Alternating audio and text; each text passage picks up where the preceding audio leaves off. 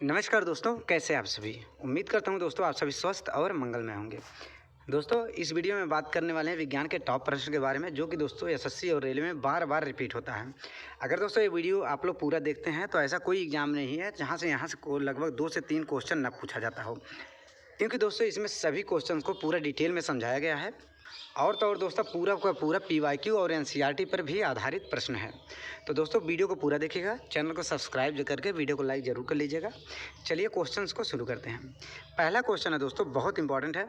बोला गया निम्नलिखित में से किस वैज्ञानिक ने यह नीचे वाला कथन दिया था। निम्नलिखित कथन दिया था। कथन क्या है? सभी कोशिकाओं का निर्माण पूर्ववर्ती कोशिकाओं से होता है। सभी कोशिकाओं का निर्माण पूर्ववर्ती कोशिकाओं से होता है। यह कथन किसने दिया था? तो दोस्तों बात करें रॉबर्ट हुक की। रॉबर्ट हुक ने दोस्तों 1665 ईस्वी में किसका खोज किया था? तो मृत कोशिका की खोज, मृत कोशिका की खोज किया था। याद रखें दोस्तों, रॉबर्ट हुक ने 1665 ईस्वी में मृत कोशिका की खोज किया था।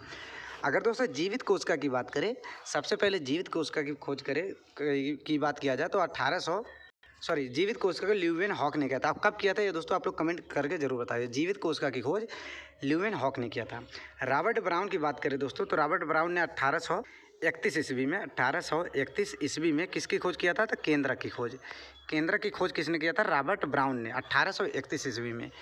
केंद्रक की खोज रॉबर्ट ब्राउन ने किया था 1831 ईस्वी में। इसको याद रखिएगा। सबसे पहले मृत कोशिका की खोज किसने किया था? 1665 ईस्वी में रॉबर्ट हुक ने। इसको भी याद रखिएगा। पुरकिंजे की बात करें दोस्तों तो 1839 याद रखिएगा। पुरकिंजे इन्होंने क्या किया था? कोशिका के अंदर प्रोटोप्लाज्म याद रखिएगा। प्रोटोप्लाज्म की खोज किसने किया था? तो ये हो जाएंगे दोस्तों पुरकिंजे ने।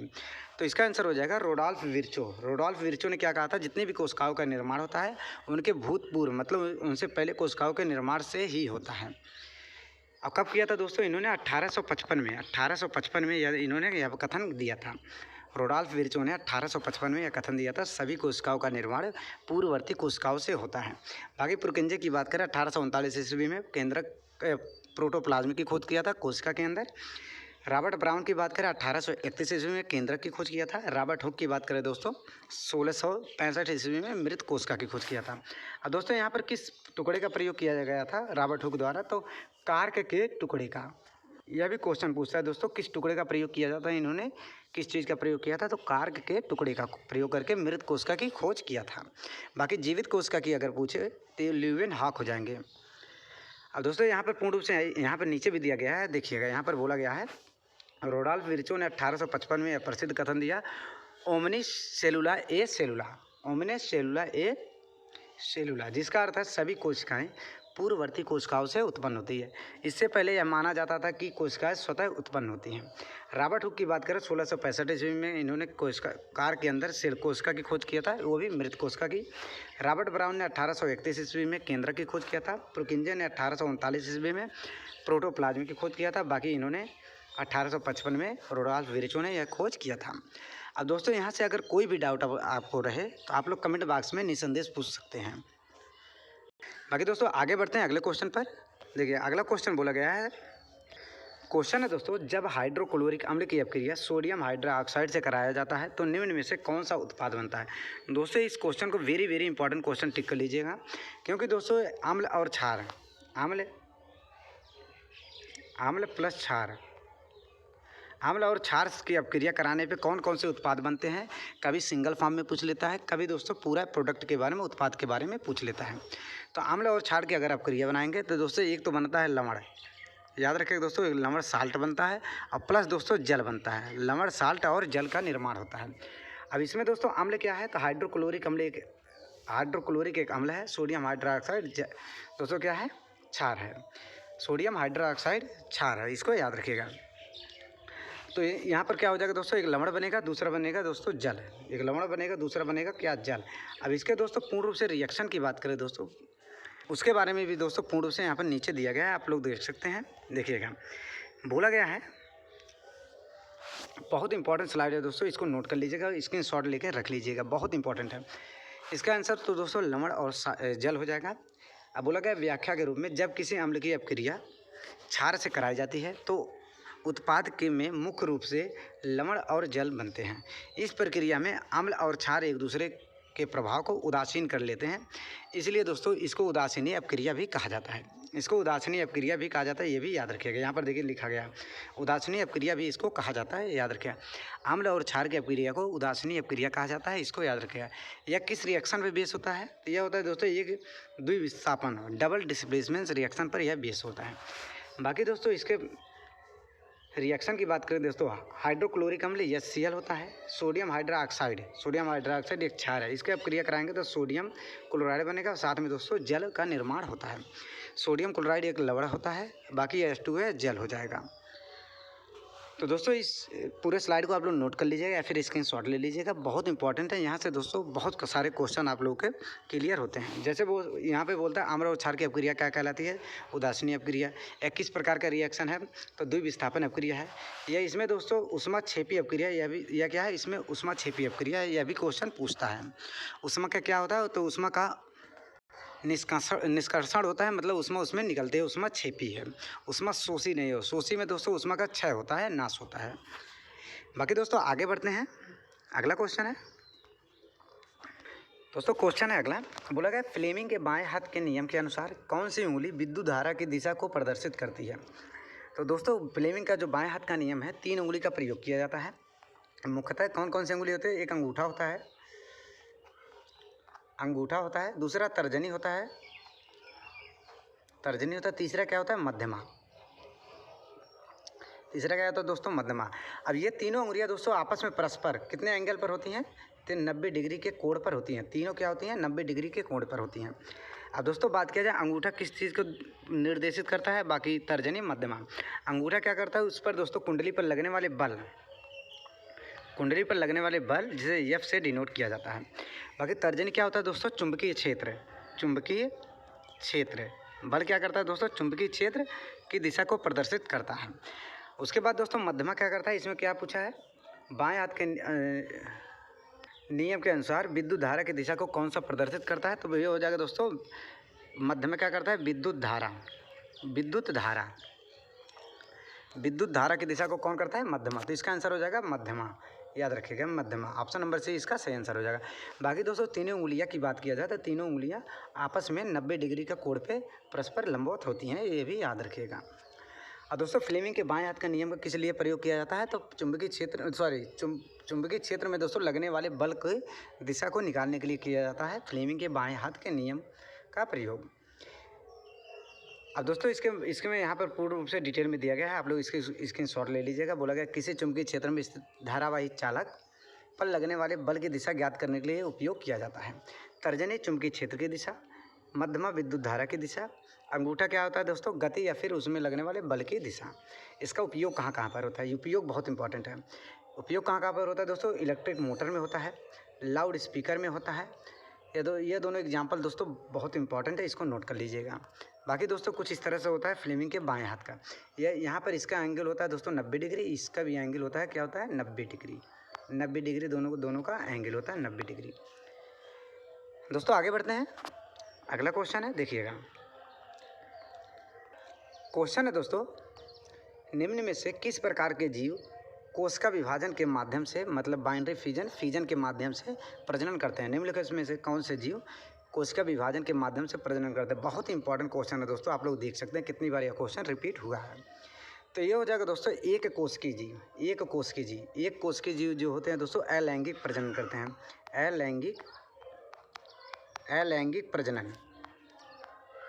अलैंगिक प्रजनन करते हैं एक कोश के जीव। बाकी दोस्तों बहुकोश के जो जीव होते हैं वो लैंगिक प्रजनन करते हैं। ऑलमोस्ट सभी के सभी जीव लैंगिक प्रजनन करते हैं। बाकी दोस्तों पौधे के बारे में याद रखिएगा। कुछ पौधों में दोस्तों कुछ फूल पुष्प होते हैं पर परागण करते हैं, मतलब दूसरे 2 पुष्प मिलकर दोस्तों प्रजनन करते हैं। बाकी कुछ पुष्प होते हैं स्वपरागण होते हैं। कुछ पुष्प स्वपरागण होते हैं जिनके अंदर मेल और फीमेल पार्ट दोनों होता है। जैसे दोस्तों सरसों का पुष्प याद रखिएगा, जो स्वपरागण करते हैं, सरसों का पुष्प। बाकी दोस्तों डिटेल में बात करेंगे एक कोश के जीव क्या होता है उनके बारे में, देखिएगा। बोला गया एक कोश के जीव क्या होते हैं? वे सूक्ष्म जीव होते हैं जिनका पूरा शरीर केवल एक कोशिका से मिलकर बना होता है। पर उदाहरण के लिए दोस्तों याद रखिएगा अमीबा, पैरामीशियम, जीवाणु, यूग्लिना और ईस्ट। ईस्ट दोस्तों किस प्रकार से प्रजनन करता है? तो ईस्ट हो जाएगा दोस्तों मुकुलन विधि से। मुकुलन विधि से ईस्ट प्रजनन करता है, जिसे बडिंग बोला जाता है। बाकी दोस्तों यह एक कोशिकीय जीव के अंतर्गत आते हैं ये सभी जीव, अमीबा, पैरामीशियम, जीवाणु, यूग्लिना और ईस्ट। कुछ एग्जाम्पल यहाँ पर दिया गया है डायग्राम के माध्यम से, देखिएगा। एक कोशिकीय जीव कुछ इस तरह से होते हैं दोस्तों, इसे बोला जाता है अमीबा। अमीबा का डायग्राम दिया गया है दोस्तों।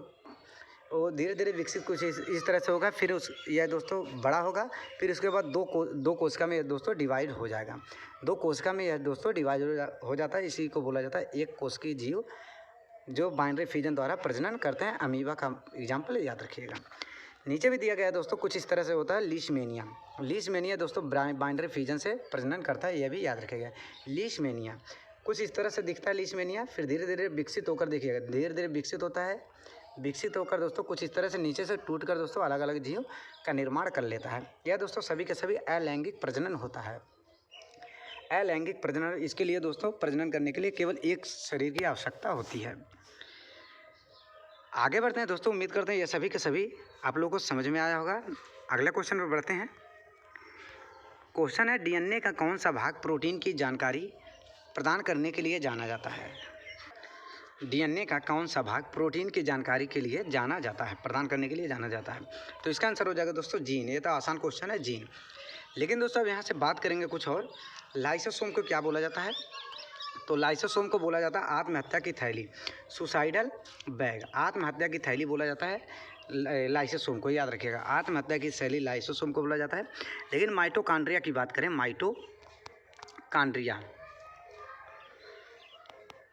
माइटोकॉन्ड्रिया की बात करें दोस्तों, माइटोकॉन्ड्रिया का बोला जाता है पावर हाउस ऑफ सेल।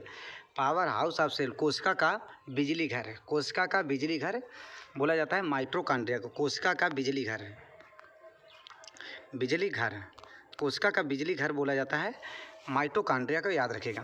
बाकी दोस्तों सुसाइडल बैग बोला जाता है लाइसोसोम को। आत्महत्या की थैली बोला जाता है लाइसोसोम को। राइबोसोम को क्या बोला जाता है? तो प्रोटीन की फैक्ट्री, प्रोटीन की फैक्ट्री। प्रोटीन की फैक्ट्री किसको बोला जाता है? राइबोसोम को। प्रोटीन की फैक्ट्री बोला जाता है राइबोसोम को। लाइसोसोम को बोला जाता है आत्महत्या की थैली। माइटोकॉन्ड्रिया को बोला जाता है कोशिका का बिजली घर। कोशिका का बिजली घर माइटोकॉन्ड्रिया को। यह तीनों दोस्तों याद रखिएगा। बाकी दोस्तों आगे बढ़ते हैं। अगला क्वेश्चन है, बोला गया प्लास्टर ऑफ पेरिस का रासायनिक नाम क्या है? प्लास्टर ऑफ पेरिस का रासायनिक नाम क्या है? यह दोस्तों बहुत इंपॉर्टेंट है। प्लास्टर ऑफ पेरिस और जिप्सम, इन दोनों से रिलेटेड क्वेश्चन बहुत बार एग्जाम में पूछा जाता है दोस्तों, चाहे वो रेलवे हो या फिर दोस्तों एसएससी का कोई एग्जाम हो। प्लास्टर ऑफ पेरिस का रासायनिक नाम क्या है? तो ये हो जाएगा दोस्तों calcium sulphate hemihydrate. Option number C इसका सही आंसर हो जाएगा, calcium sulphate hemihydrate.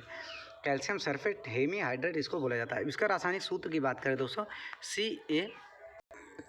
CaSO4 dot half H2O, CaSO4 dot half H2O, ये हो जाएगा दोस्तों plaster of Paris, plaster of Paris. बाकी दोस्तों जिप्सम की बात करें,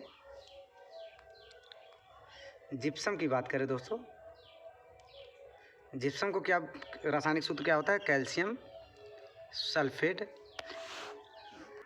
CaSO4 dot 2H2O, CaSO4 dot 2H2O। ये होता है दोस्तों किसका होता है? जिप्सम का। और ऊपर वाला क्या होता है? यह होता है दोस्तों प्लास्टर ऑफ पेरिस। जिप्सम को दोस्तों गर्म करके प्लास्टर ऑफ पेरिस बनाया जाता है, यह भी याद रखेगा। जिप्सम को दोस्तों हीट करके प्लास्टर ऑफ पेरिस बनाया जाता है। और कितने डिग्री सेंटीग्रेड पर हीट करते हैं? तो दोस्तों 100 डिग्री सेंटीग्रेड पर। यह भी दोस्तों क्वेश्चन रेलवे में पूछा गया क्वेश्चन है। जिप्सम को कितने डिग्री सेंटीग्रेड पर गर्म करते हैं जिससे प्लास्टर ऑफ पेरिस प्राप्त होता है? तो ये हो जाएगा दोस्तों 100 डिग्री सेंटीग्रेड। और दोस्तों इसको केल्विन के फॉर्म में पूछता है, तो 273 केल्विन इसमें ऐड कर लीजिएगा। 273 केल्विन इसमें ऐड कर लीजिएगा, तो हो जाएगा 373 केल्विन पर इसको गर्म करके प्लास्टर ऑफ पेरिस बनाया जाता है। आगे बढ़ते हैं दोस्तों। अगला क्वेश्चन है, बोला गया है बहुत ही इंपॉर्टेंट क्वेश्चन है दोस्तों, बहुत आसान क्वेश्चन है, लेकिन ये कन्फ्यूजन में यह क्वेश्चन दोस्तों सभी का गलत हो जाता है। लगभग 90% स्टूडेंट का यह क्वेश्चन गलत हो जाता है। बोला गया क्वेश्चन, किसी समतल दर्पण में 1 सेंटीमीटर दूर एक वस्तु रखा गया है। वस्तु और बनने वाले प्रतिबिंब के बीच की दूरी क्या होगी? मान लीजिए दोस्तों कोई समतल दर्पण या कोई दर्पण है, या कोई दोस्तों दर्पण है, यह समतल दर्पण है। यहाँ पर दोस्तों 1 सेंटीमीटर दूर पर यह वस्तु रखी गई, 1 सेंटीमीटर दूर पर। तो दोस्तों इसका प्रतिबिंब कहाँ बनेगा, तो पीछे साइड बनेगा दोस्तों, वह भी कितनी दूरी पर, तो लगभग दोस्तों कितनी दूरी पर बनता है, सेम दूरी पर। यह भी दोस्तों 1 सेंटीमीटर दूरी पर बनेगा। 1 सेंटीमीटर दूरी पर यहाँ पर ऑब्जेक्ट हो जाएगा, यहाँ पर इमेज हो जाएगा, ऑब्जेक्ट हो जाएगा इमेज। अब बोला गया वस्तु और बनने वाले प्रतिबिंब के बीच की दूरी। तो अगर दोस्तों वस्तु और प्रतिबिंब के बीच की दूरी पूछे तो 1 + 1 हो जाएगा दोस्तों 2 सेंटीमीटर। 1 + 1 हो जाएगा 2 सेंटीमीटर, इसका आंसर हो जाएगा। लेकिन बच्चे क्या करते हैं, 1 सेंटीमीटर की दूरी पर लगाकर सिंपली आ जाते हैं। 1 सेंटीमीटर पर यह प्रतिबिंब बनेगा तो 1 सेंटीमीटर उसको आंसर लगा के चले जाते हैं। अगर दोस्तों समतल और वस्तु के प्रतिबिंब के बीच की दूरी बोले तब 1 सेंटीमीटर होगा। अगर वस्तु और इमेज के बीच की दूरी पूछे तो हो जाएगा दोस्तों 1 + 1 मतलब 2 सेंटीमीटर। यह क्वेश्चन याद रखिएगा, पूछा गया क्वेश्चन है। आगे बढ़ते हैं दोस्तों, अगला क्वेश्चन है, बहुत ही इंपॉर्टेंट क्वेश्चन है, वेरी वेरी इंपॉर्टेंट क्वेश्चन। दोस्तों क्वेश्चन है, बोला गया गोलीय दर्पण द्वारा उत्पन्न आवर्धन किसके बराबर होगा। गोलीय दर्पण द्वारा उत्पन्न आवर्धन किसके बराबर होगा। तो उत्पन्न आवर्धन की बात करें दोस्तों, आवर्धन क्या होता है, यम की बात करें तो फार्मूला होता है HI/HO। HI/HO यह फार्मूला याद रखिएगा। HI होता है हाइट ऑफ इमेज मतलब प्रतिबिंब की ऊंचाई। HO होता है दोस्तों ऑब्जेक्ट मतलब वस्तु की ऊंचाई। तो प्रतिबिंब की ऊंचाई बटे वस्तु की ऊंचाई, ऑप्शन नंबर डी इसका सही आंसर हो जाएगा। ऑप्शन नंबर डी इसका सही आंसर हो जाएगा, प्रतिबिंब की ऊंचाई बटे वस्तु की ऊंचाई। और दोस्तों आवर्धन का एक सूत्र और भी होता है, m बराबर -v/u। यह भी दोस्तों फार्मूला याद रखिएगा। यह दोनों दोस्तों याद रखिएगा, बहुत इंपॉर्टेंट है। आगे बढ़ते हैं दोस्तों, यहाँ पर देखिएगा, यहाँ पर दिया गया आवर्धन का सूत्र m बराबर HI/HO मतलब इमेज का ऊंचाई बटे वस्तु का ऊंचाई, इमेज का ऊंचाई बटे वस्तु का ऊंचाई। अगला क्वेश्चन है, देखिए बोला गया क्वेश्चन है दोस्तों, दृष्टि के अपवर्तन दोषों के आधार पर निम्नलिखित में से सही विकल्प का चयन करें। दृष्टि के अपवर्तन दोषों के आधार पर निम्नलिखित विकल्पों में से सही युग्म का चयन करें। तो दोस्तों यह क्वेश्चन बहुत इंपॉर्टेंट है, वेरी वेरी इंपॉर्टेंट क्वेश्चन है। मायोपिया, हाइपरमेट्रोपिया, दूरदृष्टि दोष, निकट दृष्टि दोष, कौन सा इसमें चश्मा लगेगा, कौन सा लेंस लगेगा, ये सभी क्वेश्चन दोस्तों बहुत बार पूछा जाता है। इन सभी के बारे में पूर्ण रूप से डिटेल में बात करेंगे, ताकि दोस्तों आप लोगों का पूरा ये वाला टॉपिक आप लोगों का क्लियर हो जाए। जैसे बोला गया दोस्तों, मायोपिया क्या होता है, मायोपिया में कौन सी बीमारी होती है, तो ये हो जाएगा दोस्तों, मायोपिया में निकट दृष्टि दोष होता है। मायोपिया को बोला जाता है दोस्तों निकट दृष्टि दोष। बाकी दोस्तों हाइपरमेट्रोपिया क्या होता है, तो हाइपरमेट्रोपिया होता है दूरदृष्टि दोष। दूरदृष्टि दोष उसको बोला जाता है हाइपरमेट्रोपिया को बोला जाता है दूरदृष्टि दोष। मायोपिया का बोला जाता है निकट दृष्टि दोष। और इसमें दोस्तों कौन सा लेंस लगता है, जिसमें लेंस की बात करें दोस्तों तो अवतल लेंस, और दूरदृष्टि दोष में बात करें दोस्तों तो उत्तल लेंस। यह दोस्तों याद रखेगा, दूरदृष्टि दोष को हाइपरमेट्रोपिया बोला जाता है, इसमें उत्तल लेंस का प्रयोग किया जाता है। मायोपिया को दोस्तों निकट दृष्टि दोष बोला जाता है, इसमें अवतल लेंस का प्रयोग किया जाता है। और दोस्तों इसके बारे में पूर्ण रूप से यहाँ पर दिया गया है, आप लोग देख सकते हैं। बोला गया है, ये आंसर इसमें गलत है। बोला गया है मायोपिया को क्या बोला जाता है, निकट दृष्टि दोष। व्यक्ति को पास की चीज़ें स्पष्ट दिखाई देती हैं। निकट दृष्टि दोष क्या होता है, जिसमें व्यक्ति को पास की वस्तुएं साफ दिखाई देती हैं, लेकिन दूर की वस्तुएं धुंधली मतलब साफ दिखाई नहीं देती हैं। कारण क्या होता है, नेत्र गोलक आई बाल का समान रूप से अधिक लंबा होना, या फिर कार्निया की वक्रता त्रिज्या अधिक होना। निकट दृष्टि दोष में कार्निया की वक्रता त्रिज्या अधिक हो जाती है, इसलिए दोस्तों पास की वस्तुएं साफ दिखाई देती हैं, लेकिन दूर की वस्तुएं दिखाई नहीं देती हैं। इससे प्रकाश की किरणें रेटिना के सामने फोकस पर हो जाती हैं, फोकस पर बनने लगती हैं। इसमें दोस्तों अवतल लेंस प्रयोग किया जाता है, यह भी दोस्तों याद रखिएगा। हाइपरमेट्रोपिया क्या होता है, इसको दूरदृष्टि दोष बोला जाता है। हाइपरमेट्रोपिया को दूरदृष्टि दोष बोला जाता है। इसमें पास की वस्तुएं दोस्तों दिखाई नहीं देती हैं, लेकिन दूर की वस्तुएं अच्छी से दिखाई देती हैं। इसमें दोस्तों क्या होता है, इसमें उत्तल लेंस का प्रयोग किया जाता है, यह भी याद रखिएगा। इसमें रेटिना के पीछे दोस्तों इसका इमेज फॉर्मेशन होना शुरू हो जाता है। यह दोस्तों आप लोग इसको स्क्रीनशॉट ले लीजिएगा, बहुत इंपॉर्टेंट है। यहाँ से दोस्तों हमेशा क्वेश्चन बोलता है, पूछता है। जैसे दोस्तों पूछता है दूरदृष्टि दोष में किस लेंस का प्रयोग किया जाता है, निकट दृष्टि दोष में किस लेंस का प्रयोग किया जाता है, दूरदृष्टि दोष क्या होता है, निकट दृष्टि दोष क्या होता है, इन सभी के बारे में दोस्तों क्वेश्चन पूछता है। इसलिए दोस्तों इस स्लाइड को आप लोग नोट कर लीजिएगा, स्क्रीनशॉट लेकर लिख लीजिएगा। बाकी दोस्तों यहाँ पर कुछ फैक्ट के बारे में याद रखिएगा, देखिएगा कुछ हार्मोन्स है दोस्तों, बोला गया कुछ महत्वपूर्ण प्रश्न है जो परीक्षा में हर बार पूछा जाता है, बहुत इंपॉर्टेंट क्वेश्चन है। प्रमुख ग्रंथियों से स्रावित हार्मोन्स, कौन सी ग्रंथि किस हार्मोन्स का स्राव करती है, इस बारे में पूर्ण रूप से यहाँ पर दिया गया। जैसे दोस्तों जनन ग्रंथि क्या करता है, प्रोजेस्टेरोन हार्मोन्स का स्राव करती है। पीयूष ग्रंथि क्या करता है, वृद्धि हार्मोन्स का लिए बढ़ावा देता है, याद रखें। वृद्धि हार्मोन्स कौन सी ग्रंथि निकालती है, पीयूष ग्रंथि। इंसुलिन दोस्तों अग्नाशय ग्रंथि द्वारा। इंसुलिन की याद रखें दोस्तों, रक्त में शर्करा की मात्रा, शर्करा मतलब चीनी की मात्रा को नियंत्रण करता है इंसुलिन, याद रखिएगा। रक्त में चीनी की मात्रा को नियंत्रण करता है इंसुलिन। अर्धवीर क्या करता है दोस्तों, कार्टिसोल हार्मोन्स को स्रावित करता है। थायराइड थायरॉक्सिन हार्मोन को, थायरॉक्सिन हार्मोन दोस्तों क्या करता है, चयापचय क्रिया को दोस्तों नियंत्रित करता है, जो दोस्तों मेटाबॉलिज्म होता है थायरॉक्सिन हार्मोन द्वारा नियंत्रित किया जाता है। बाकी दोस्तों पुरुष में अंडाशय क्या करता है, टेस्टोस्टेरोन हार्मोन्स को बढ़ावा देता है। यह सभी के सभी दोस्तों हार्मोन्स आप लोग नोट कर लीजिएगा, बहुत इंपॉर्टेंट है, वेरी इंपॉर्टेंट है।